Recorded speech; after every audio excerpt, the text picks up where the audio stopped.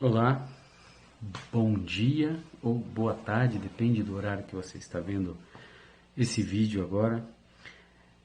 Eu quero primeiramente agradecer a Deus por tudo que Ele tem feito, principalmente pela oportunidade que Ele tem me dado para pregar a Sua palavra, para ensinar. E o assunto que eu quero trazer hoje é algo que tem me incomodado há bastante tempo, há muito tempo, aliás, eu acredito que desde 2012, 2013, eu tenho me sentido incomodado com, com a situação que eu vejo em grande parte das igrejas.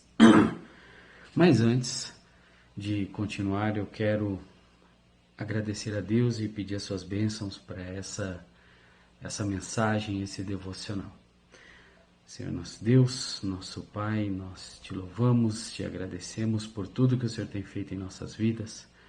Quero pedir ao Senhor que abençoe esta mensagem que nasceu primeiramente no coração de outro pregador, de outro pastor, mas que ela veio ao encontro daquilo que eu também fui despertado pelo Senhor a esse respeito. Que você esteja usando o teu servo, usando esta mensagem e que jovens possam estar mudando suas atitudes, que pais e mães possam estar prestando mais atenção em seus filhos e que a igreja em si possa também receber a sabedoria do Senhor para trabalhar com esses jovens, trabalhar com essas crianças, com esses adolescentes. Te louvo porque o Senhor é maravilhoso, te louvo porque o Senhor tem cuidado de nós em meio a essa crise, a essa pandemia. E peço que o Senhor esteja abençoando este momento. É no teu nome, Senhor Jesus, que eu oro e agradeço por tudo. Amém. Então, como eu falei na minha oração, é algo que tem me incomodado, mas também é uma mensagem que, quando eu estava estudando, quando eu estava pensando, apesar de até ter pensado em outras mensagens, o Senhor sempre trazia novamente isso para a minha mente, ao meu coração, esse assunto. E enquanto eu assistia alguns pregadores também na internet e em outros lugares também, eu vi um pregador que eu admiro bastante, pastor Jader Borges, e essa mensagem dele, aliás, é uma mensagem que é um compilado de duas mensagens, mas que ela tocou profundamente em mim e principalmente ela veio de encontro àquilo que eu gostaria de falar para a igreja e para todos que vierem assistir esse vídeo, essa mensagem pela internet.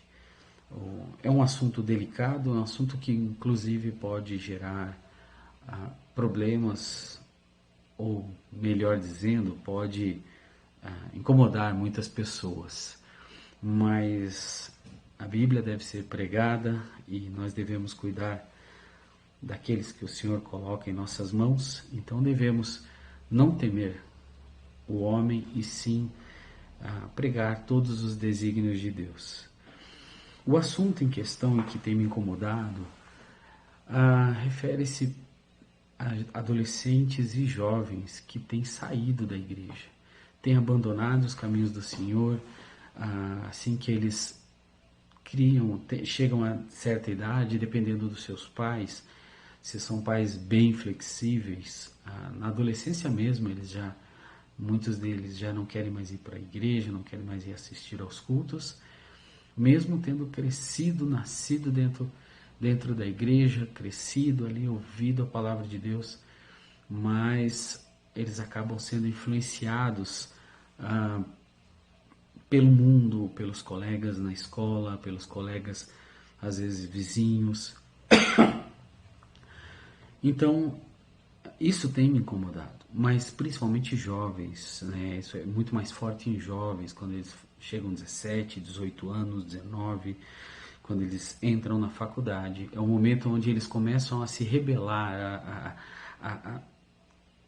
a não aceitar mais certas coisas e principalmente a autoridade dos pais. e a negar a Deus, a abandonar a igreja. Alguns acabam virando ateus. Conheço alguns casos assim, como conheço outros casos um pouco diferentes, onde eles não viraram ateus, mas decidiram simplesmente abandonar a igreja, decidiram simplesmente abandonar os princípios pelos quais eles foram ensinados desde a sua infância, desde que nasceram. E isso sempre me incomodou, e recentemente vi mais algumas situações assim, e uma em especial que eu me lembro agora e que me entristeceu bastante. E eu acredito, entristeceu também seus pais, né? Os pais de, de uma jovem assim. Então essa mensagem tem o intuito de, se esses jovens, tanto rapazes quanto moças, assistirem, que Deus trabalhe em seus corações, e também dos pais, para que eles possam buscar esses filhos, tomar uma posição, principalmente daqueles que vivem ainda debaixo do seu teto. Eu comecei essa mensagem, estudando essa mensagem, eu fui buscar na internet uma pesquisa, motivos, se alguém já havia feito pesquisas nesse sentido, por que os jovens saem da igreja, né? Porque eles, ao chegar ali na faculdade, um pouquinho antes, um pouco depois, eles acabam abandonando os caminhos do Senhor.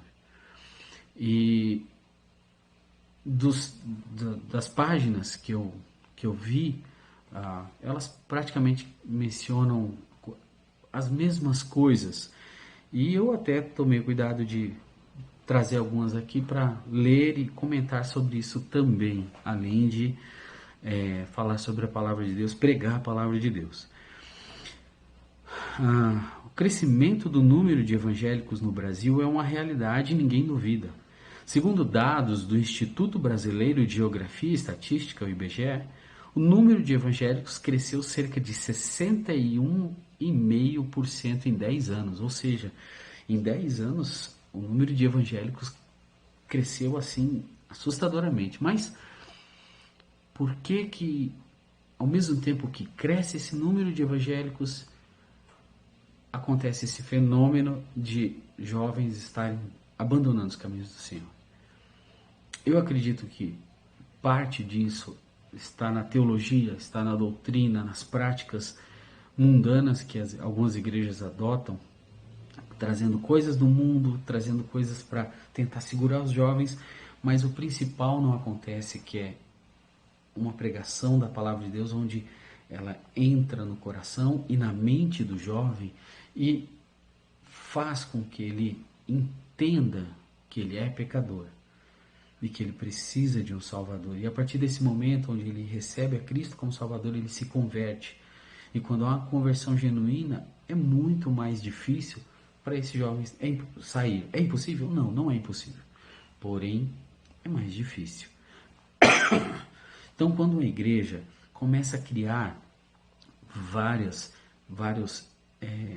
formas de entretenimento, isso acaba com que esse jovem, ele vai, enquanto aquilo está entretendo ele vai ficar. Mas quando ele ganha um pouco mais de liberdade dos pais, e o mundo obviamente tem atrativos, ele acaba abandonando a igreja. Porque na realidade ele não se converteu, ele apenas estava lá na igreja, porque seus pais os levavam, mas nunca se converteu verdadeiramente. E aí, nesses sites, eles mencionam 4 razões. 4 razões. Primeira razão: as igrejas têm a tendência de ser super protetoras.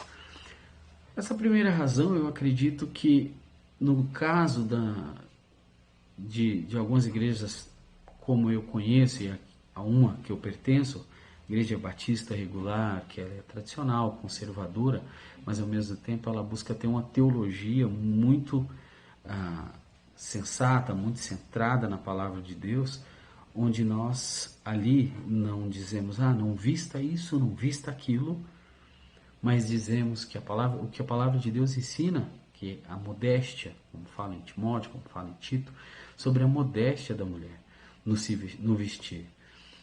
Então, e do homem também, na roupa que ele veste, mas não fazemos de uma forma tão impositiva, mas por isso que eu digo, mais ou menos, somos super protetores. Não deixa fazer aquilo, não deixa fazer aquela outra coisa. Não somos tanto assim como algumas igrejas, mas temos também alguns momentos onde dizemos não faça isso sem explicar o porquê.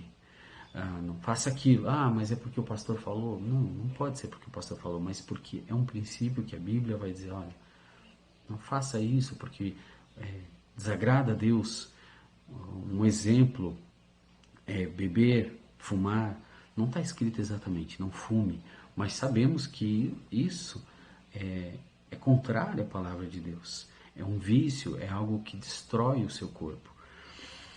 A segunda razão é a experiência acerca do cristianismo de adolescentes e jovens é superficial. Uma segunda razão.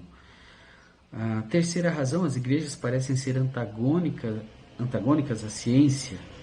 E a quarta razão, a igreja é hostil com aqueles que manifestam dúvidas. Essa segunda razão, a experiência acerca do cristianismo de adolescentes e jovens é superficial.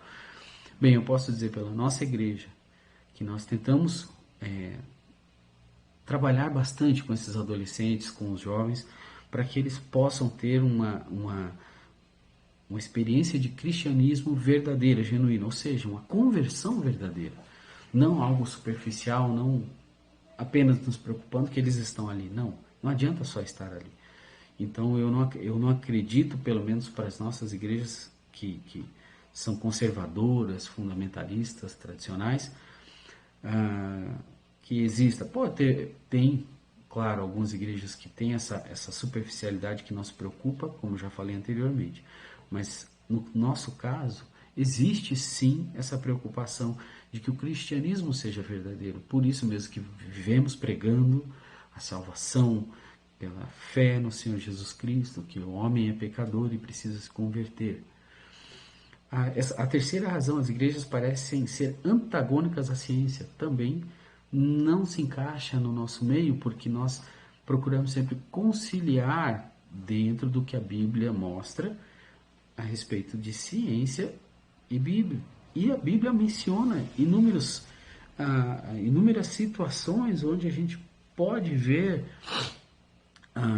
ciência ali. Então, não acredito que isso também se enquadre. E a quarta razão, a igreja é hostil com aqueles que manifestam dúvidas. Também não acredito que essa seja uma razão para as nossas igrejas, que se enquadra nas nossas igrejas. Porque quando vemos jovens e adolescentes com dúvidas, e nós incentivamos eles a nos questionar, a nos perguntar, nós que somos os líderes, para que a gente possa ensiná-los, para que nós possamos mostrar para eles os princípios da palavra de Deus a respeito de salvação, a respeito de comportamento, como devemos proceder no mundo, como devemos nos comportar. Mas essa é apenas uma introdução. O versículo que eu convido os irmãos para abrirem suas Bíblias é 2 Coríntios, capítulo 11, verso 3. Segunda carta do apóstolo Paulo aos Coríntios, no capítulo 11, no verso 3, que vai dizer o seguinte: mas receio que, assim como a serpente enganou a Eva com a sua astúcia, assim também seja corrompida a vossa mente e se aparte da simplicidade e pureza devidas a Cristo. Ou seja, o apóstolo Paulo aqui, ele tem uma preocupação, e uma preocupação genuína, com as pessoas que estão permitindo que aquele mesmo engano que veio com Eva quando ela teve o contato com a serpente, também chegue esteja chegando aos crentes ali daquela igreja e, consequentemente, na nossa época também, nos nossos dias atuais. E a igreja, ela teve uma transformação na reforma. As crianças, elas ou eram força de trabalho até a reforma, ou eram peso para a família. Não eram instruídas. Então, até a chegada da reforma, não tinha um acompanhamento das crianças. Com a reforma e a criação dos catecismos, elas começaram a ser instruídas, elas começaram a aprender a palavra de Deus, elas começaram a aprender que precisavam crer em Jesus Cristo como o único e suficiente Salvador de suas vidas. Também a reforma, ela trouxe uma mudança nos lares com relação aos pais. Os pais, quando começaram a aprender a palavra de Deus, não apenas indo na igreja oficial da época, que era a igreja católica, mas quando houve a reforma, eles começaram a ser ensinados, a palavra de Deus começou a chegar em suas mãos e eles começaram a exercer a autoridade que eles precisavam dentro do lar, sendo líderes, ensinando os seus filhos, ensinando a sua família, com cultos no lar e outras coisas mais. Porém, da reforma para cá aconteceram muitas coisas. E nos nossos dias atuais, nós temos um desafio, que é essa nova infância, a nova infância. O que é a nova infância? Ela vem com muitas novidades, e dentre isso, o que tem acontecido? Os pais, por conta do trabalho, por conta do dia a dia corrido, são mais ausentes. Eles não param tanto para sentar com seus filhos, conversar, fazer o culto doméstico, perguntar sobre a escola, perguntar sobre como essa criança ela está, o que ela tem aprendido, sobre amigos. Os pais não têm prestado mais atenção nisso, por conta do cansaço, da falta de tempo e da correria. Os pais também estão desorientados, eles não sabem como lidar com crianças rebeldes, com crianças teimosas, com crianças que não têm mais uma segurança, não se sentem amadas, se sentem excluídas. Então, esses pais, eles veem esses filhos assim, dando chilique, por exemplo, no mercado, numa loja, esses filhos que não obedecem eles, e eles ficam perdidos. Eles não sabem o que fazer e acabam fazendo o quê? Deixando que as crianças dominem. As crianças começam a controlá-los, começam a mandar nos pais. Hoje, quem manda em muitas famílias não é o pai nem a mãe, é a criança. Os pais vivem em função de ganhar dinheiro para ter uma vida melhor, mais confortável e para dar um futuro melhor para essa criança. No entanto, o principal, e isso eu me refiro a crentes também, a crentes e a incrédulos. Mas os crentes muitos deles estão iguais aos incrédulos, porque ao invés de separar um tempo para falar com os filhos, para ensiná-los, para fazer o culto doméstico, deixam isso de lado, dão presentes, colocam os filhos em creches para serem criados por estranhos, e o estranho não vai se preocupar com os princípios morais. Uma família cristã, uma família crente, não vai conseguir ter a mesma, não vai poder transmitir o mesmo ensino para essas crianças, se colocá-los numa creche para ser criado lá. E aí o que acontece é que lá ele vai aprender coisas erradas, vai ser ensinado coisas que vão contrárias à palavra de Deus. Recentemente, infelizmente, eu vi no material de uma das minhas filhas coisas a respeito disso. Nós temos o hábito, minha esposa olha ali o que vem da escola, e para nós crentes, nós não odiamos as pessoas pelo pecado delas, mas nós não concordamos com o pecado delas. E uma das coisas é ideologia de gênero. E foi o que eu peguei no material, minha esposa, no material de uma das minhas filhas, da mais nova, de 5 anos. E aí, é nesse momento que eles começam a introduzir certas coisas na mente das nossas crianças.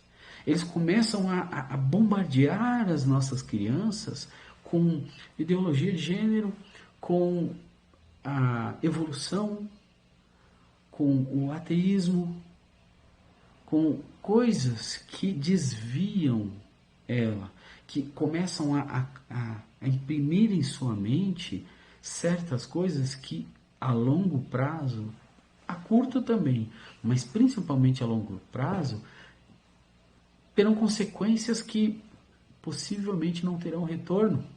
E somente a graça de Deus para livrar os nossos filhos disso. Eu dou graças a Deus, inclusive, pela pandemia, porque se não fosse a pandemia, esse material que chegou em minhas mãos eu não teria visto e teria sido ensinado para minha filha. Desculpa. Então, é preciso tomar o controle de volta. Os filhos não podem mandar. Não é os filhos quem mandam. Não é um filho rebelde, birrento, que eu quero. Não pode ser assim.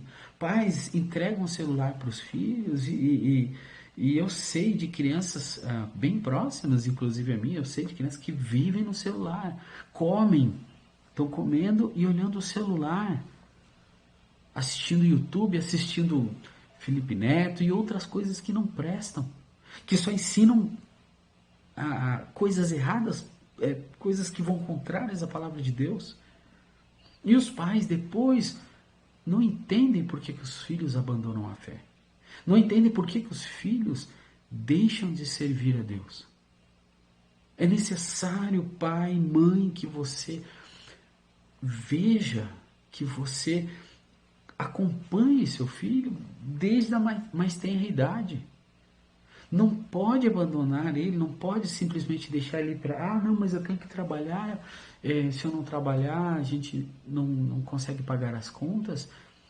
Olha, eu posso dizer uma coisa, a palavra de Deus, ela não erra, ela não falha. E Deus mesmo fala para não nos preocupar com o que havemos de comer, com o que havemos de vestir. Porém, ele é muito enfático quando diz que devemos ensinar a sua palavra para os nossos filhos. Ele é muito enfático, principalmente nós vemos lá no Antigo Testamento, quando ele fala para ensinar os filhos no levantar, no deitar, no levantar, andando pelo caminho. Só que nós não vemos mais isso. Nós não vemos uma preocupação em ver seus filhos firmados na palavra de Deus. Às vezes até aquela preocupação existe, mas a preocupação do trabalho supera a preocupação com os filhos. A preocupação em ganhar dinheiro, a preocupação em pagar um local melhor para morar, em comer melhor, em vestir roupas melhores, em ter um carro melhor. Não pode ser assim. Nós devemos estar atentos às nossas crianças e devemos ter o controle. Filhos não mandam no lar. A ordem é outra, a ordem é pais, tomem conta do seu lar. Preguem o evangelho para seus filhos, orem com seus filhos, conversem com eles, leiam a Bíblia para eles, façam o devocional com eles, porque senão você vai perder. Eu tenho um exemplo aqui, um prêmio Nobel de Economia, o prêmio Nobel de Economia, James Heckman. Ele disse o seguinte: investir nas crianças de 0 a 6 anos vai mudar o Brasil. E aí você se pergunta, isso é revista Veja Exame. Você se pergunta, um prêmio Nobel de Economia poderia estar falando qualquer outra coisa, mas o assunto principal, inclusive, está na capa da revista. Por que investir nas crianças de 0 a 6 anos vai mudar o Brasil? Por quê? O que ele quis dizer com isso? O que a Bíblia já fala, ensina o caminho que a criança deve andar e nem quando crescer se desviará dele. E a palavra no original lá, para criança, é criança de colo. Não é criança já com 7, 8 anos. 7, 8 anos ela já está com boa parte das suas convicções morais já estão impressas ali pelo que ela vê, pelo que ela ouve, pelo que ela é ensinada. Eu tenho uma filha de 8 anos que se você parar para conversar e perguntar algumas coisas para ela, ela já sabe o que é certo, o que é errado, o que deve, o que não deve fazer, quem criou o mundo, quem é o inimigo de Deus e nosso inimigo. Isso é muito importante, irmãos. O mundo está muito atento às nossas crianças. Infelizmente, nós não estamos tão atentos. E precisamos. Um outro ponto, novas meninas. O empoderamento é o filho do feminismo. E o feminismo original surgiu por volta de 1950. A revista Nova Escola estampa 3 meninas na capa dela e fala: feminismo, como nossas alunas estão mudando a escola. E nós sabemos o que o feminismo prega. Algo que é contrário à palavra de Deus. O feminismo prega que a mulher tem que tomar a frente de tudo, a mulher tem que dominar tudo. E eu não estou menosprezando as mulheres, pelo contrário, elas são uma bênção e têm a sua função importantíssima dentro do corpo de Cristo, na igreja, no lar. Mas a liderança não cabe à mulher. A Bíblia é muito clara nisso. Devemos lutar pela feminilidade das meninas e pela masculinidade dos meninos. Os nossos meninos estão sendo bombardeados com a ideologia de gênero, fazendo deles não mais homens, mas meninos efeminados, que não tomam a frente, não têm aquela garra, aquele perfil que nós víamos nos meninos de antigamente. Hoje são meninos que têm medo das coisas, mesmo quando crescem, e estão sendo ensinados, tanto eles quanto as meninas estão sendo ensinados que não tem homem ou mulher, você pode ser o que você quiser, você pode vestir o que você quiser, se você quiser pôr um vestido, se você quiser fazer uma cirurgia, coisas absurdas. Eu vi um vídeo da ministra Damares, onde ela fala que havia um projeto de lei que afirmava a proibição de chamar a menina de princesa e o menino de príncipe. Eu tenho algumas matérias que depois eu vou colocar aqui para você ver no vídeo, mas olha o absurdo, é isso que está acontecendo lá no meio dos nossos governantes. Proibido chamar a menina de princesa. Era o projeto do desprincesamento. Um absurdo isso. Graças a Deus que não passou. E também temos o fenômeno dos meninos que querem virar meninas. Eu não sei se você já viu, mas tem vários periódicos e jornais, já passou isso, meninos que não querem ser meninos já desde pequeno, querem ser meninas. E os pais estão apoiando isso, estão felizes com isso. E é isso que está... eu estou falando tudo isso, todas essas coisas, antes de entrar propriamente na mensagem, porque tudo isso é a ponta do iceberg de onde você vai chegar lá no final, quando seu filho estiver com 16, 17, 18 anos na faculdade, onde de repente ele diz, não quero ir mais para o culto, não quero mais servir a Deus, não quero mais ir para a igreja, Eu acho que eu não quero mais ser homem. Ou eu não quero ser mulher. Eu acho que eu nasci num corpo errado. Mas como que ele vai falar isso se ele nasceu na igreja? Mas ele está sendo bombardeado desde cedo, na escola, está sendo bombardeado pelos seus colegas. E quando ele chega na faculdade, lá é onde tudo fica pior. A liderança da família é masculina por mandato divino. Segurança, firmeza, proteção, condução, decisões, iniciativas sábias. O homem precisa exercer essas funções no seu lar. E não somente no lar. É mandato divino para a igreja também. O homem tem que demonstrar segurança, firmeza, proteção, condução, decisão, iniciativa sábia. Por que será que as nossas igrejas passam por tantos problemas e principalmente por que as mulheres têm que tomar a frente de muitas áreas? Porque em muitos casos os homens não querem fazer. Eles querem ficar só sentados no banco. Esse é um problema e é uma consequência de como o mundo mudou. Como as coisas estão diferentes. Mudanças de ventos e de rumos. Duas coisas bem claras. A participação feminina na família durante séculos foi uma segurança para todos. A autoridade da mãe, querida e reconhecida, mas também a liderança, o lastro e o comando do pai. Uma família bem ajustada, onde o pai sabe a sua função, o seu posicionamento, e onde a mãe sabe a sua função e exerce com excelência, buscando seguir os exemplos da palavra de Deus.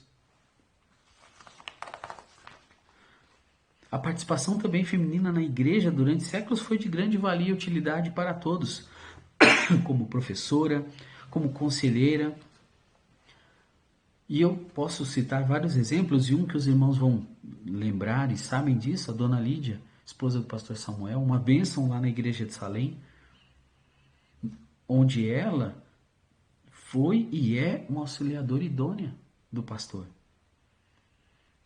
Só que essa era cristã está acabando.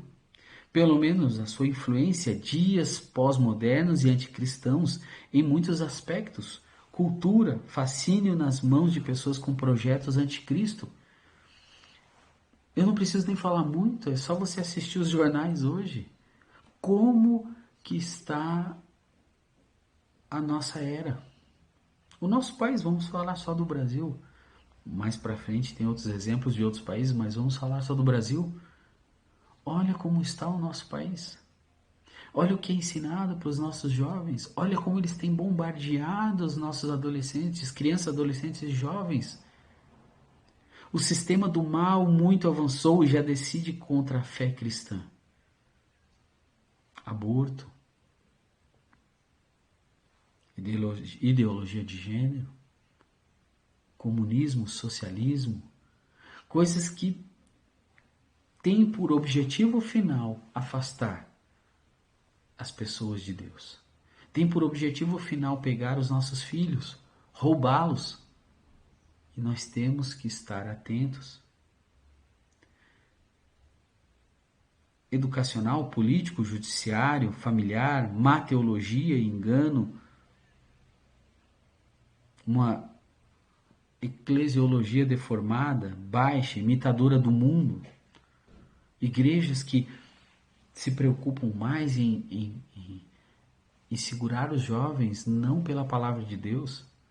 Eu conheço igrejas que hoje tem boates no subsolo, aqui em Brasília mesmo, onde tem danceteria, tem bar gospel e outras coisas. Mudar o comportamento das meninas e meninos.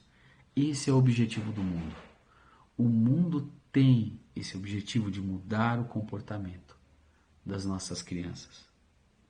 Os padrões morais, as vestimentas, os gostos. Eu vou dar um exemplo. A feminilidade corre perigo diante de todas as propostas sem Deus.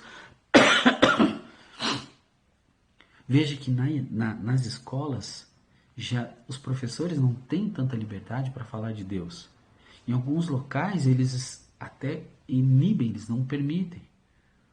Há pouco tempo atrás, eu lembro, 1 ou 2 anos atrás, inclusive estava no STF, se era permitido ou não o ensino religioso na escola, porque o Estado é laico e por aí vai.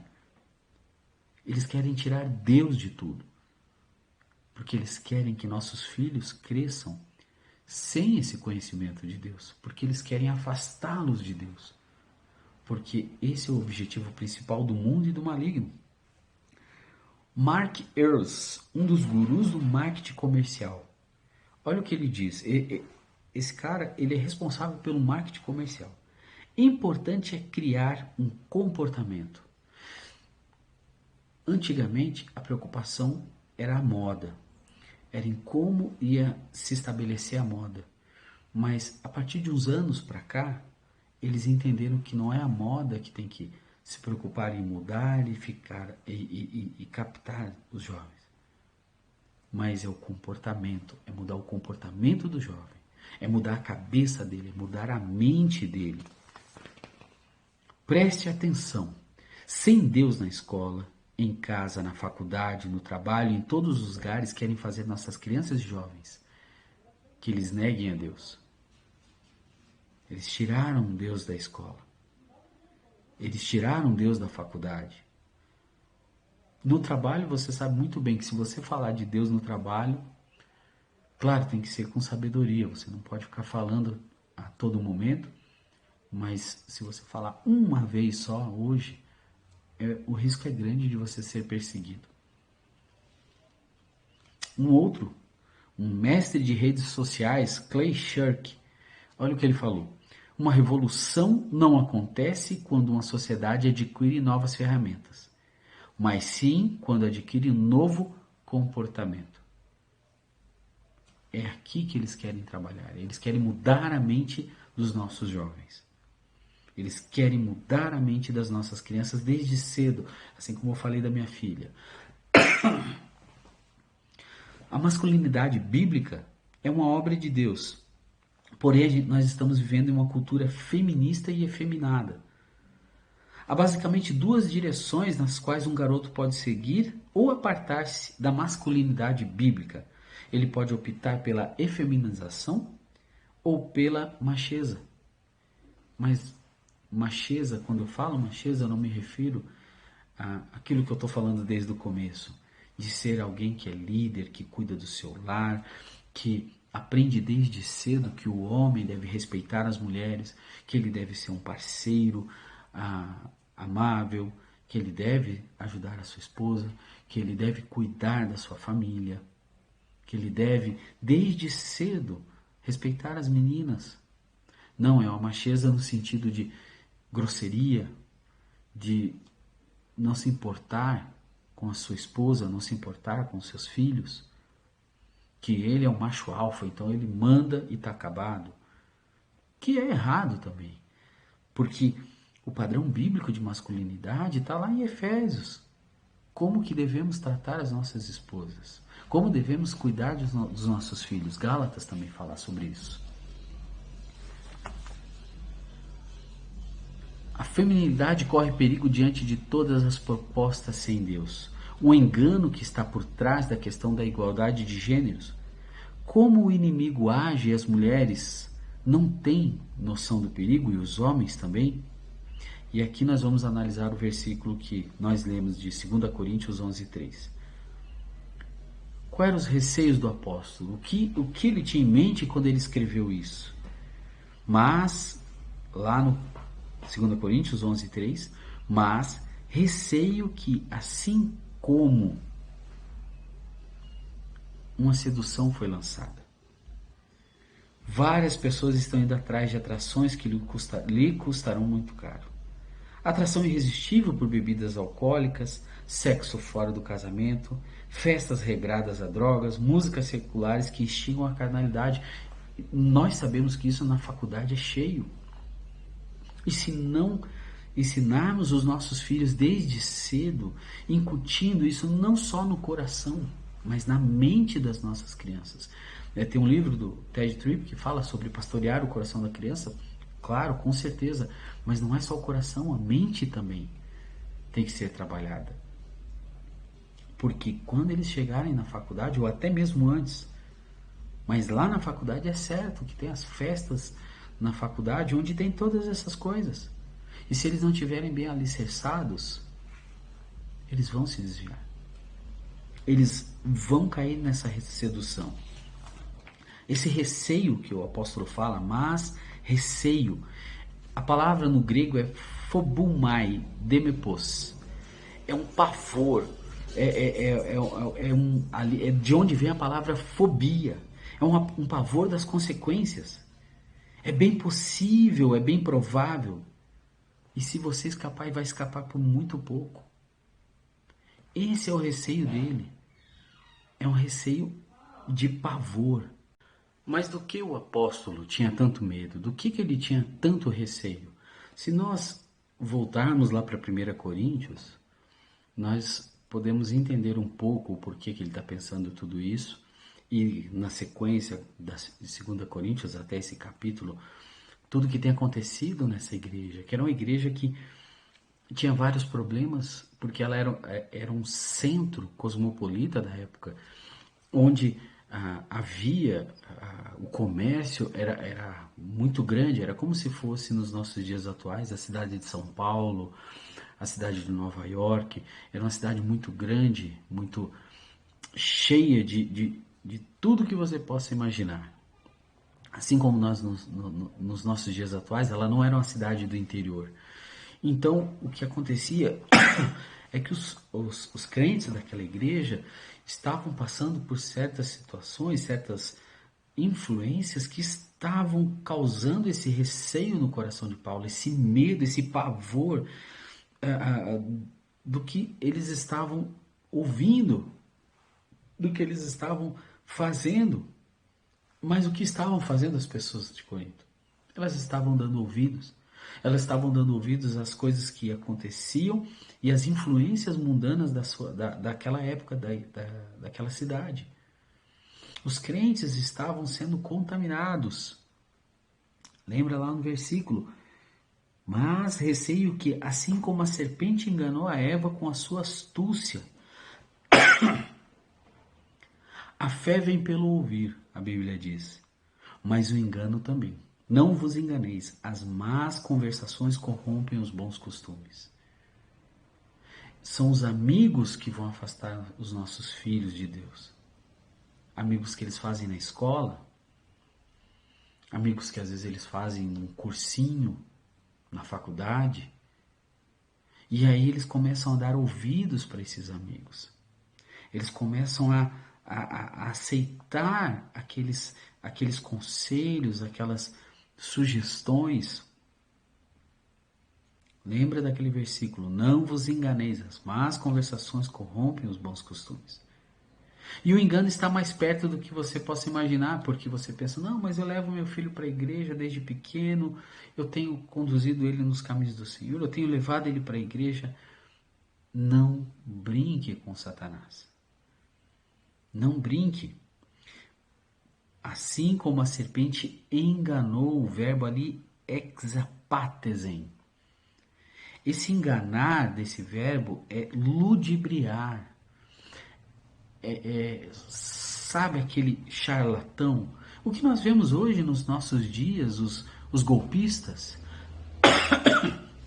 cada dia inventam uma forma nova de tentar tirar dinheiro das pessoas através de uma falsa ligação de sequestro, um falso sequestro.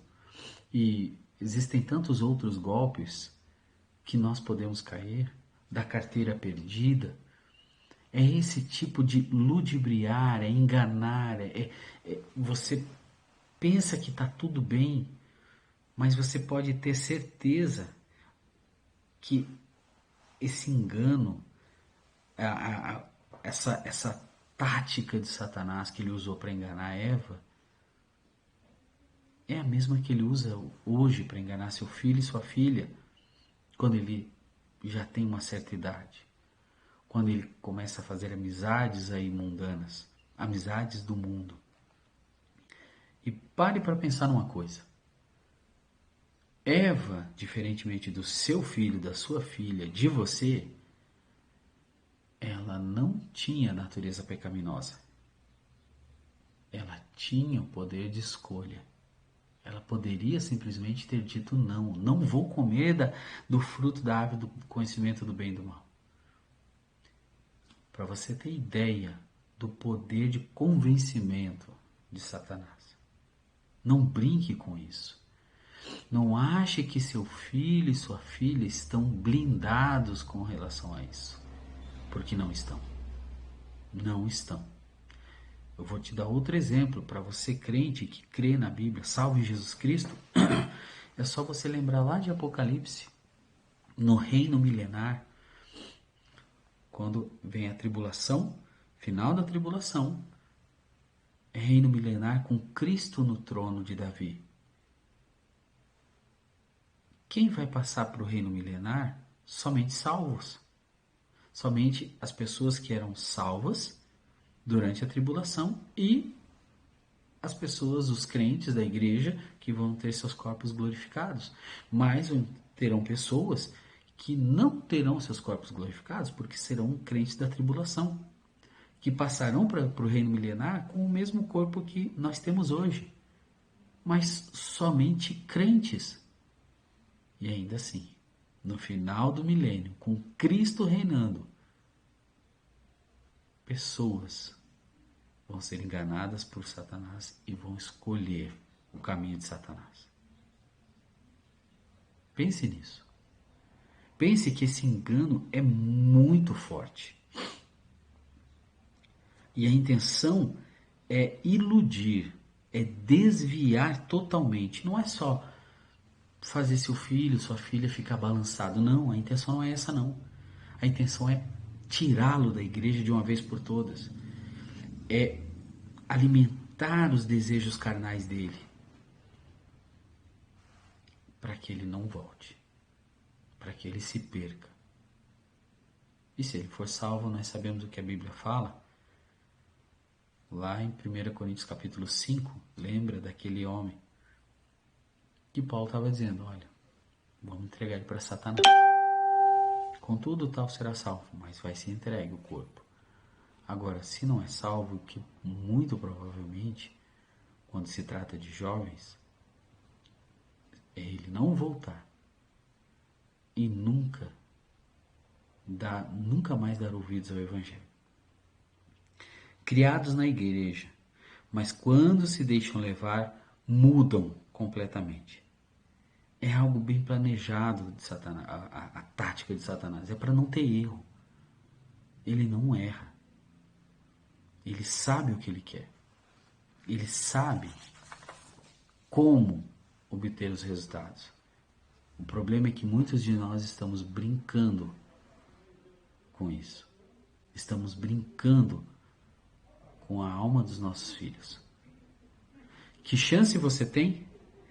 É a esperteza maligna total contra a sua incapacidade de pensar, de refletir nas consequências enquanto se deixa levar. Vou dar um outro exemplo para vocês. Eu vi um relato de uma empresária.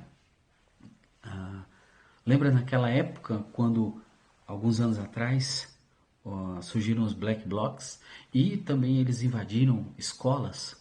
Nessa época, tinha 2, 3 filhas e uma das filhas adolescente, que era uma boa filha, ajudava em casa, criada, bem criada, só não sei se era crente ou não, começou a ser cooptada pela professora. Uma professora comunista socialista. E começou a ser induzida por essa professora. E com o tempo ela começou a mudar o comportamento. E ela pediu inclusive para a mãe, porque que a professora convidou ela para ir numa palestra e a mãe deixou inocentemente. E quando ela menos viu, a filha mudou o comportamento, mudou as vestes, e aí ela foi conversar com a filha.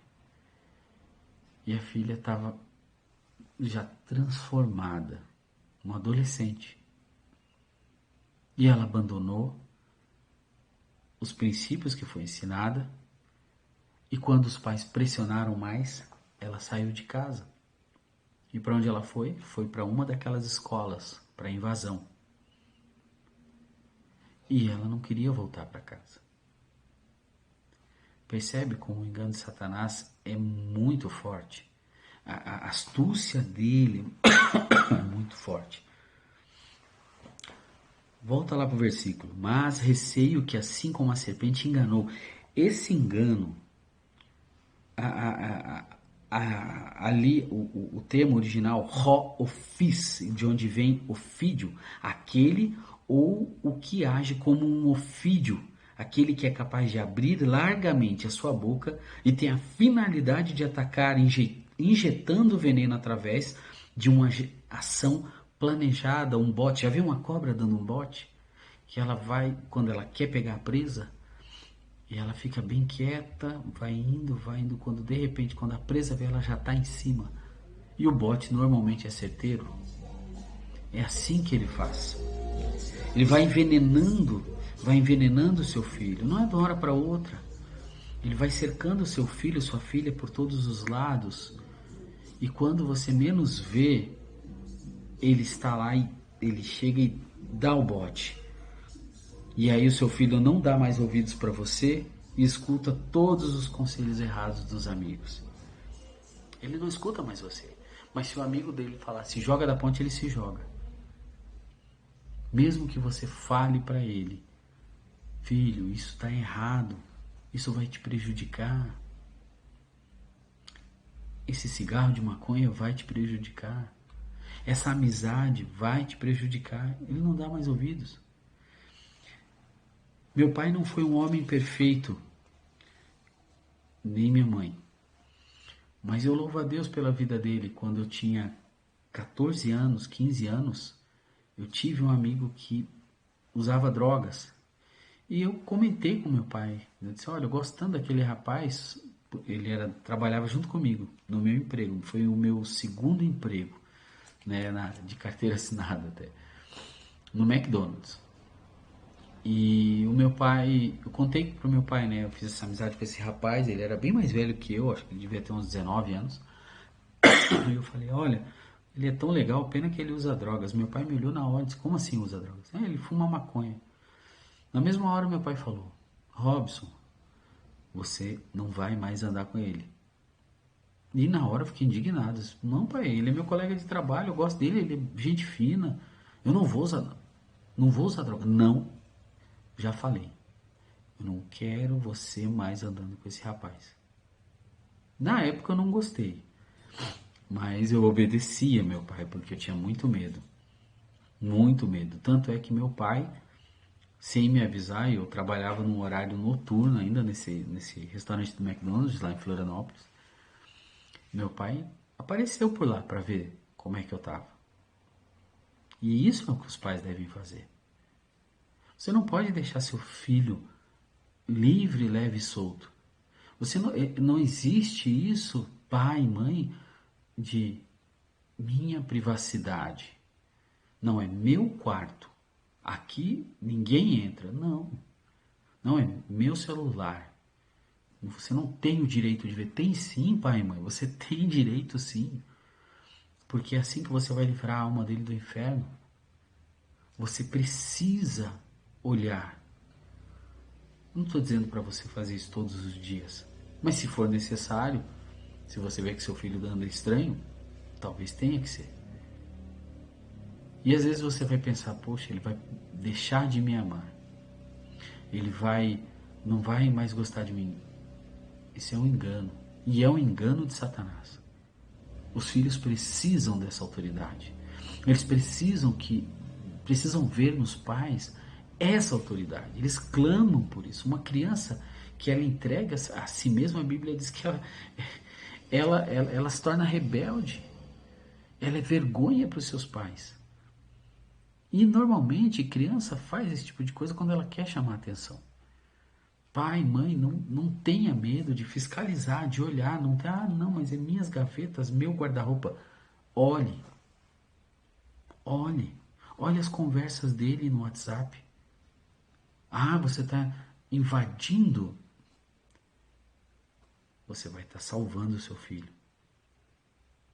Você pode ver coisas lá que vão te assustar a princípio, mas que você vai dar graças a Deus. Porque às vezes vai ser necessário você tirar esse filho daquela escola. Eu conheço uma família que eles tiveram que se mudar. Porque o filho se envolveu com coisas erradas, foi ameaçado de morte. Mas conseguiram se mudar a tempo. Pai e mãe, autoridade de pai e de mãe não deixa de existir. A não ser quando casam. Quando os filhos casam, aí é outra história. Aí ele tem uma nova família. Mas ainda devem respeito. Devem honrar pai e mãe. Mas não deixe de fiscalizar, não deixe de ficar perto, porque esse engano de Satanás, ele é sutil, ele vem aos poucos, e quando você menos vê, já é tarde. Eva, mesmo bem informada, foi para o engano. E como eu falei, ela não tinha natureza pecaminosa. E ela sabia, tanto sabia que ela até aumentou. Mas ainda assim, ela caiu.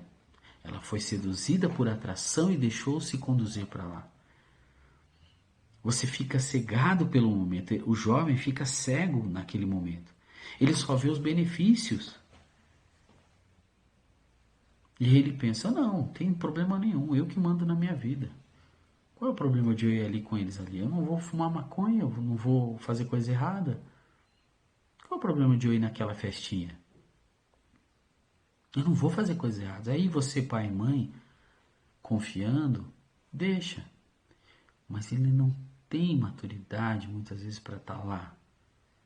E sempre Satanás tem alguém para influenciar.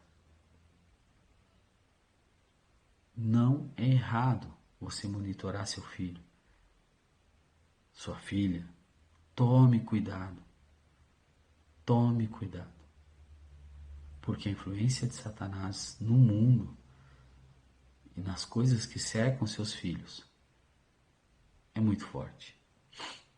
É uma capacidade maligna de convencimento.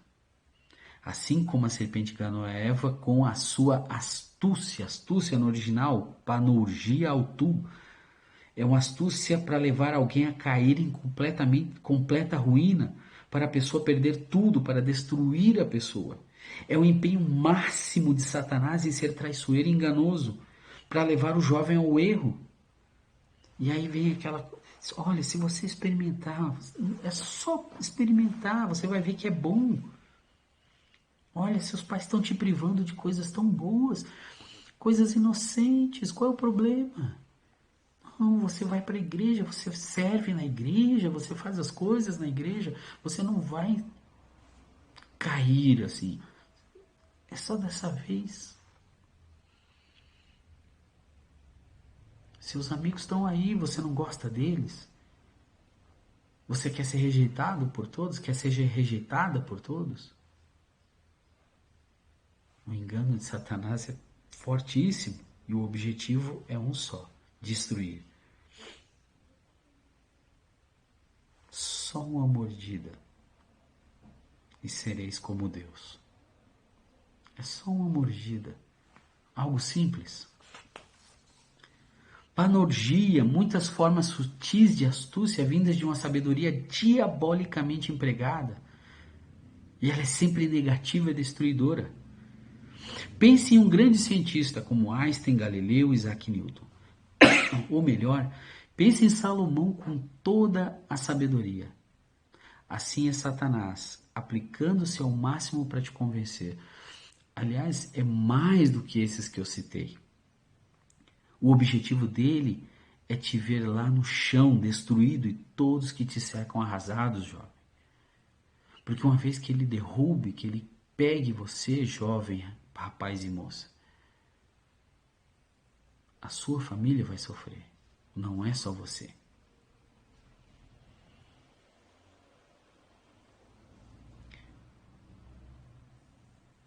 um romance, uma festa com os amigos, tudo muito inocente. Só que não. Todo projeto de vida sem Deus vem desta forma de astúcia em sua fonte para acabar com você. Um outro exemplo, a busca por um corpo perfeito leva moças a anorexia e bulimia, e rapazes a usar drogas para o que a gente chama de bomba, né, para ficar mais forte, mais bonito, musculoso. É isso que Satanás faz. Ele trabalha no coração e nas paixões que tem no seu coração. Jovem, rapaz e moça. Pais, fiquem atentos quando seus filhos estiverem buscando excessivamente isso. A parecerem, a serem mais do que precisam por causa dos amigos. É uma precisão focada para corromper a mente. E uma vez corrompida a mente, não tem retorno. E assim seja corrompida a vossa mente. É um corrompimento para destruir. Tem como objetivo chegar à mente das pessoas somente para destruir. E é esse o pavor do apóstolo Paulo. Precisamos atingir as mentes dessas crianças e não somente o coração. E esse corrompimento, ele tem como alvo a ruína de todas as formas morais e de confiança. Alterar para pior a obediência. Uma corrupção com rápidos desdobramentos, tem início e não demora. Não demora e deforma, altera para pior.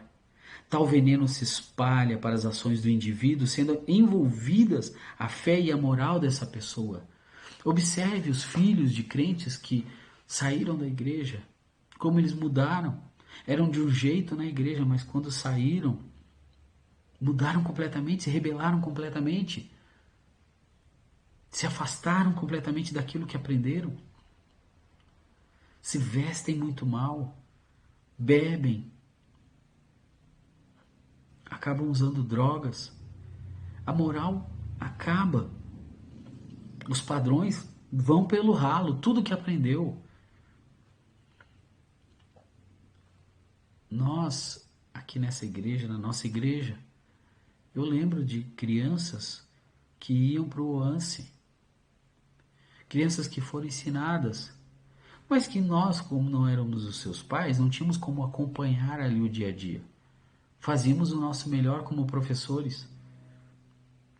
E veja onde estão muitas delas. Veja como se afastaram e abandonaram a Deus. Vejam como foram, assim, a moral delas apodreceu. Tem casos terríveis que todos nós sabemos. Um orgulho cego e perigoso passa a dominar e a comandar esse jovem e essa jovem, porque a sua mente foi corrompida. A mente aqui no original, nomeia, é o senso, a ideia, as normas da vida. Isso foi corrompido. Foi destruído. Ou seja, seu senso do que é certo e errado fica distorcido, suas normas de vida mudam para o mal. A mente, que deveria pensar certo, julgar e funcionar bem, agora ela julga com outros critérios, com critérios corrompidos. A perda do que lhe tornaria realmente feliz e lhe deixaria em paz. Olha lá o versículo. Mas receio que assim como a serpente enganou a Eva com a sua astúcia, assim também seja corrompida a vossa mente, e se aparte da simplicidade e pureza devidas a Cristo. Simplicidade, aplotes, no original, no grego, simplicidade querida e almejada, não duplicidade, sinceridade, pureza de espírito. Sabe aquele servo, aquela jovem, aquele jovem que é dedicado na igreja, que ama, você vê o amor dele por Deus, aquela preocupação com os outros e não consigo mesmo, preocupação em servir a Deus mais do que com as coisas do mundo. Sabe aquele jovem que é bem simples, mas que ao mesmo tempo é dedicado? É essa simplicidade que Paulo tem medo que eles se apartem. É uma capacidade de estar livre de segundas intenções. E segundas intenções sempre mascaram a falsidade. Aplotez como aquilo que nos tornaria de fato humanos satisfeitos, realizados e felizes.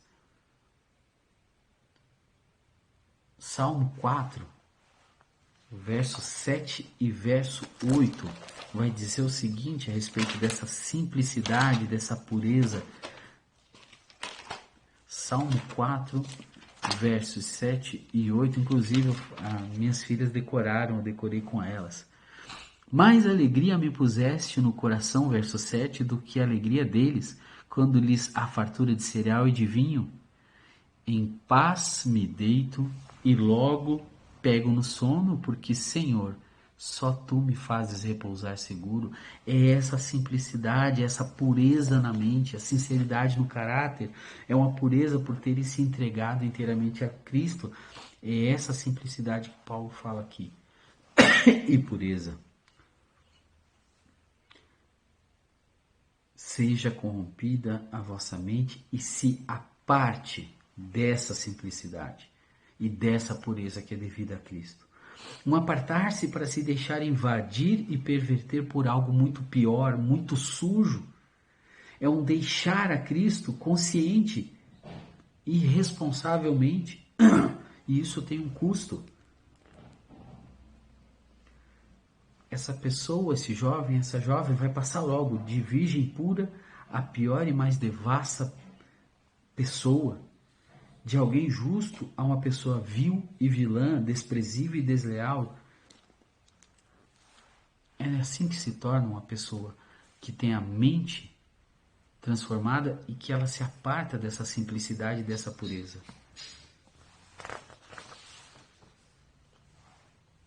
O que perde uma pessoa quando dá ouvidos à serpente? Ela perde a sua margem de segurança. Ela torna-se extremamente vulnerável. Ela aproxima-se do perigo e cede rápido e fica fascinada com aquelas coisas que nós sabemos que são erradas e que são perigosas. Ela ouve e logo age, ela ouve aquele conselho do amigo e já cede. E ela imediatamente acredita. E ela se compromete com essas coisas erradas. Ela perde a noção de autoridade. Deus disse, mas e daí? Perversão da autoridade absoluta, tudo passa a ser relativo. E é como a gente vê os jovens hoje na faculdade. Muitos deles. Deus, eu sou ateu, eu não me preocupo, eu não creio. Eu conheço um filho de um missionário de alguém que era crente, hoje é ateu. Fez seminário comigo. Filho de missionário. E hoje é ateu. Não crê mais em Deus.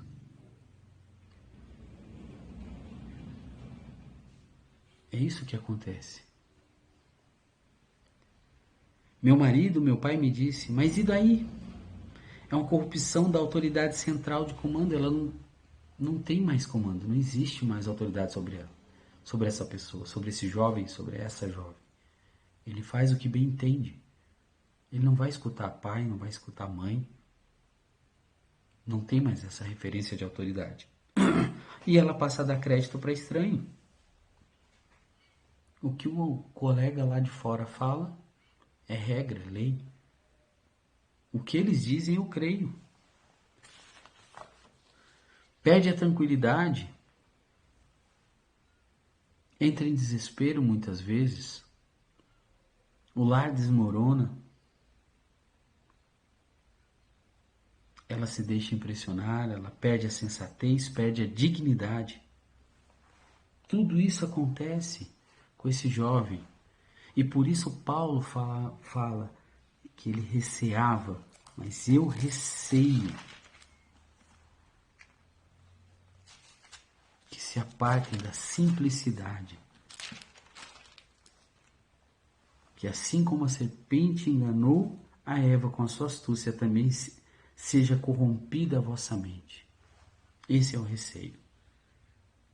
Perde a sensatez, perde a dignidade. Agora, se nós fizermos o nosso trabalho, se nós fizermos aquilo que a Bíblia nos ensina o caminho que a criança deve andar, e nem quando crescer se desviará. Mas não é só ensinar lá atrás e depois não fazer, é continuamente. No deitar, no levantar, andando pelo caminho, não permitindo que assista a qualquer coisa, porque a televisão corrompe também.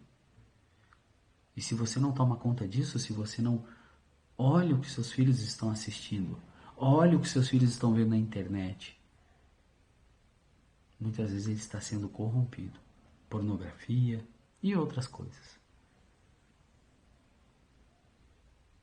Impressionadas ou impressionantes? O que você quer para as nossas crianças, para as suas crianças, para os seus filhos? Eu sei que é um filme, Deus Não Está Morto, o primeiro. E eu lembro daquele rapaz, eu sei que muitas vezes o jovem não tem aquela capacidade de argumentar com o professor. Mas eu conheço jovens que numa faculdade, quando forem contestados,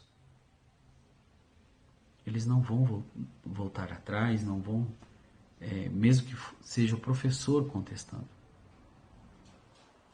não vão negar a sua fé, porque foram primeiramente salvos e foram ensinados a palavra de Deus, foram ensinados a temer a Deus. O que pais e a igreja devem fazer? Vamos começar pelos pais. Oração. Ore pelos seus filhos, orem pelas suas filhas e orem com eles. Tire momentos para orar. Eu aqui em casa oro com os meus filhos, com as minhas filhas. Todos os dias. Todos os dias. Acompanhe. Observe. Leia para eles, leia com eles, incentive-os a ler a Bíblia, a estudar. Participe das vidas deles. Observem quem é a amizade preferida deles. E na realidade, no caso das meninas, o ideal é que a mãe seja a sua melhor amiga. Que elas possam confiar na mãe a ponto de contar tudo. E os rapazes dos pais. Às vezes eu sei que há situações onde os filhos, os meninos confiam de conversar com as mães. Eu conversava muito com a minha. Me aconselhava e ainda me aconselho muito com a minha. Converso com ela. Ela ora por mim. Designar-lhes trabalhos, tarefas. Eles não podem ficar à toa. Mente vazia, oficina do diabo. Coloque seus filhos para fazerem as coisas em casa, para ajudarem vocês em casa. Não é errado trabalhar, desde que não atrapalhe seus estudos, mas é importante que eles tenham coisas a fazer. Não fiquem à toa. Veja se realmente, certifique-se se realmente eles se converteram. As minhas filhas disseram que aceitaram Jesus. Eu acompanho isso todos os dias. Já aceitaram Jesus mais de uma vez. As duas. Mas eu sei que se não for verdadeiro, eu quero acompanhar todos os dias até que eu veja que elas realmente são salvas.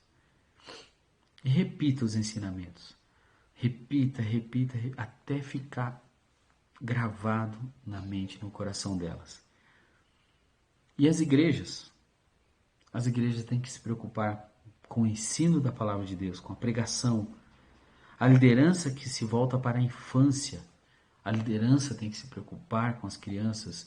E eu vejo isso no nosso meio. E eu louvo a Deus pela nossa igreja. E que possamos fazer mais ainda. Mulheres piedosas que ensinam, lembra o que a Bíblia fala, as mais velhas ensinem as mais novas a serem boas donas de casa, a amarem seus maridos, a cuidarem da casa, a serem boas esposas, boas filhas. Uma boa escola bíblica dominical, amizades de crentes, crie ambiente para isso. A igreja deve criar esse ambiente para que o grupo de jovens eles sejam unido, programações bem pensadas, classe de EBD para os pais, com ensino para os pais, como serem bons pais. E também congressos temáticos. E para concluir a nossa mensagem de hoje, eu quero que os irmãos abram suas Bíblias em Jeremias, capítulo 35. Jeremias 35. Eu vou ler e vocês podem acompanhar.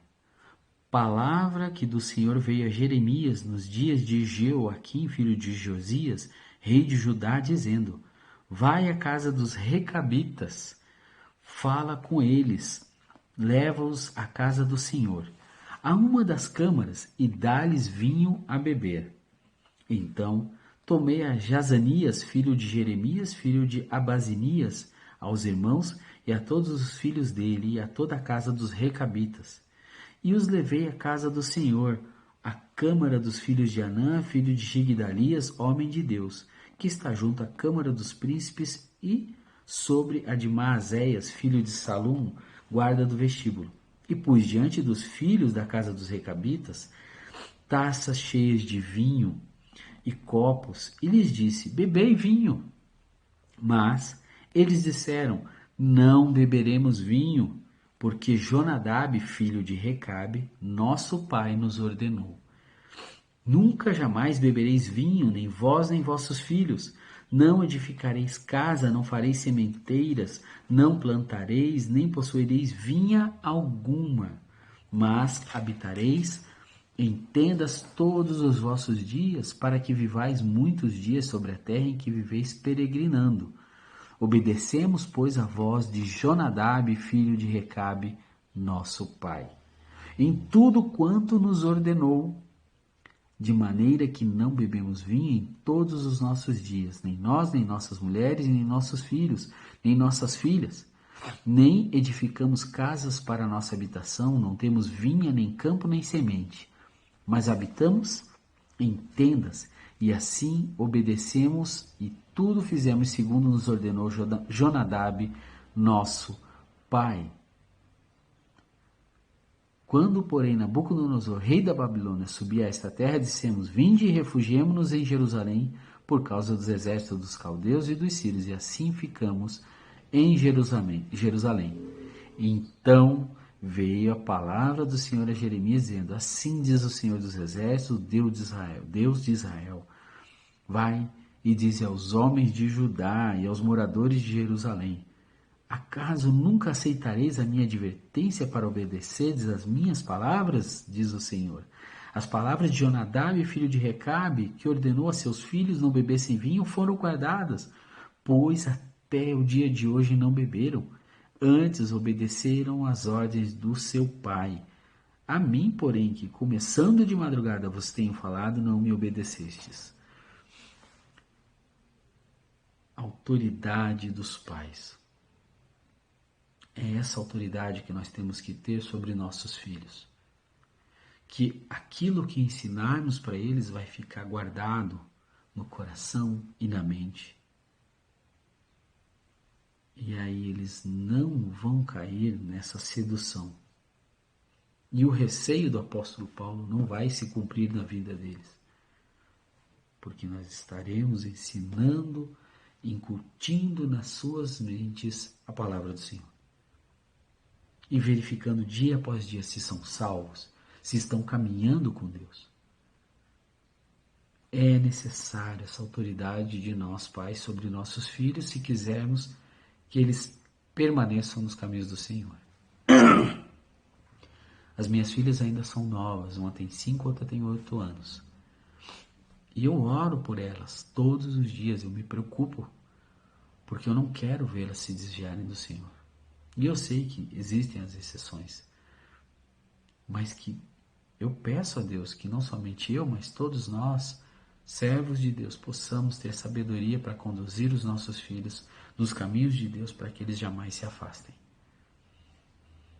Convido agora os irmãos a orarmos e que abaixem suas cabeças. Senhor, obrigado por esta mensagem da Tua Palavra, que não é da minha autoria, mas que é algo que estava no meu coração. Peço que o Senhor esteja abençoando esta igreja e todas as igrejas que pregam verdadeiramente a Tua Palavra. Peço, Pai, se há algum jovem, ou rapaz, moça que está vendo essa mensagem, que ele possa buscar ao Senhor, se está afastado do Senhor, possa reconciliar-se com o Senhor. Peço que o Senhor dê sabedoria aos pais, para que criem os filhos nos teus caminhos, para que acompanhem os filhos, para que tenham autoridade sobre seus filhos. Te louvo, Senhor, e agradeço por tudo, e peço que o Senhor esteja abençoando a nossa semana. Em nome de Cristo Jesus. Amém.